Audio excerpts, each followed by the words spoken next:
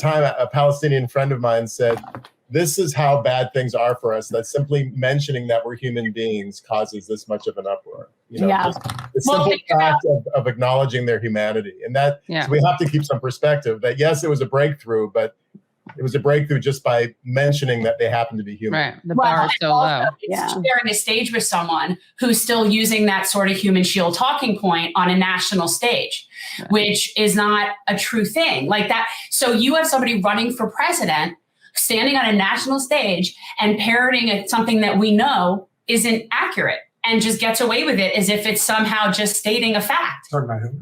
Yes, I'm talking about Hillary.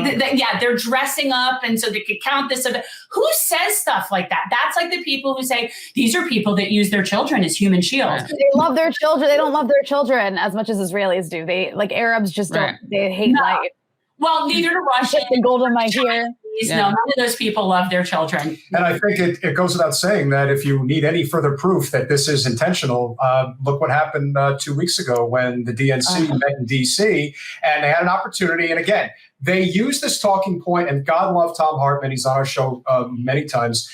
This idea that, well, we have to fight back against the GOP. Okay. That may work, but not in primaries. And the Democrats refuse to block dark money in primaries, which means that they are allowing AIPAC and every other organization that is corporate, pro-Israel, whatever. They wouldn't even vote on it. They wouldn't even have a vote because they know they don't want to expose them. It's no different than bringing a floor vote on Medicare for all because they know exactly where the votes are going to fall. Like our ridiculously terrible representative we have here in South Florida. So it goes without saying that as much as they try to continue to perpetuate this idea that, well, we're really just fighting the bad guys. No, you're right. Bad. You're all bad. You're all so bad. Yeah. So awful. Yeah. I mean, I also think that, unfortunately, there was also a backlash because a few years back, I'm sure you all might remember this, there was a lot of activism on college campuses. And it was like they were, a lot of pro-Palestine groups, in fact, oftentimes led by like anti-Zionist Jews. A lot of pro-Palestine groups across the country were making headway and basically like winning and taking over student councils and being able to divest, put forth bills to divest from companies that profit off of, Israeli occupation, and even bigger than that, to divest from companies that are a part of like the military industrial complex in general. And this was happening all across the country, at schools across the country, even at Ivy League schools. And it kind of hit its peak around 2014. And there was a huge pushback against that also by the Israel lobby. That was, I think, quite successful because now you just don't see the same level of like effectiveness on college campuses that you did 5 or 6 years ago, unfortunately. And one of the ways that was done was by using other wars in the Middle East to sort of fracture the Palestine solidarity movement, especially the issue of Syria, which I think had devastating consequences on the Palestine solidarity movement and still has those splits still exist now, which is really unfortunate. But I think that's something that we have to learn from as people who are in these spaces is the more successful we are, in these small and big ways, the more successful our side is, we always have to expect a very strong counter to that.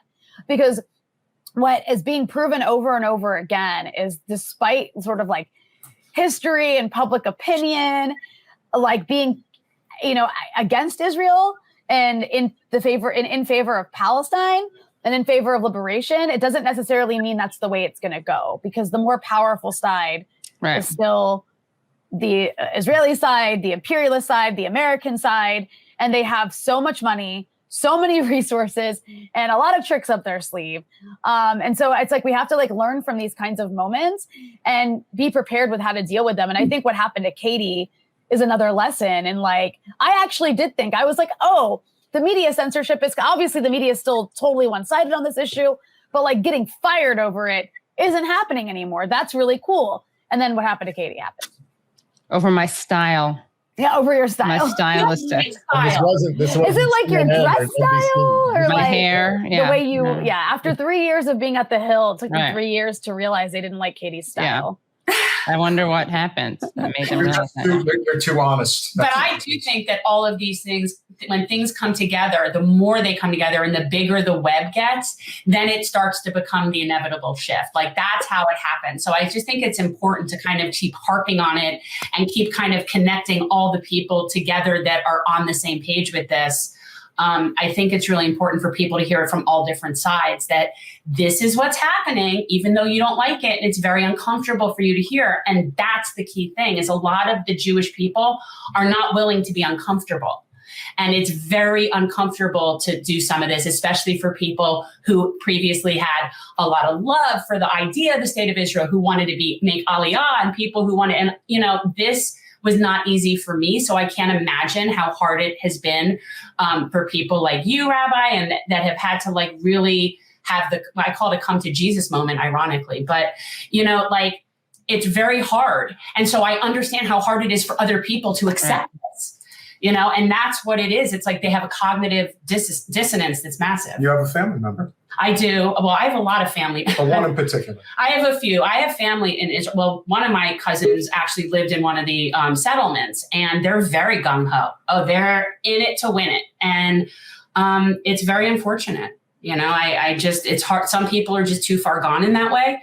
But I'm hoping that we can reach a lot of people, at least stateside, that can be reasoned with. And when you teach people facts, that they might want to incorporate that into their opinion. You might want to consider this information. And we really have to get better collectively on the left in particular. And I shouldn't even say the left. It's the non-corporate, working side of politics that, we don't seem to be very good at coalition building. And we really need to get better at it because the conservative side, for God's sake, they're going to potentially get Herschel Walker into the freaking Senate. That is just, that is because they all get in line and they all have a common mission, and that's it. They don't care what a buffoon he is, their attitude is, and give Dana Loesch, who's the head of the NRA, credit for what she said, though, which is, at the end of the day, the only thing that matters to us is winning. We don't care how crappy the person is. We don't care how much of a hypocrite he is or how pathetic it makes us look. If we have the votes and we get to vote on what we want, then that's it. This is a blood sport as far as they're concerned. Yeah. And for us, if we're trying to enact, really serious change, for any big channel that's out there that hasn't reached out to Katie to give her a platform to talk about how significant this is, wake up. We all need to be working in concert together because it's the only way it's ever going to change. Rania, you do an amazing job. And, obviously, Rabbi, what can we say? Rabbi, would you come back on at some point? Because I actually really have some significant notes. Like I could almost write a dissertation at this point. So would you come back at some point and talk about this book? Okay. I'd be happy to. Thanks for watching.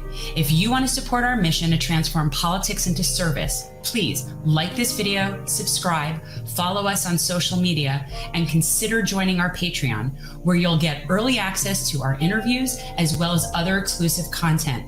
Links are in the description. Peace out.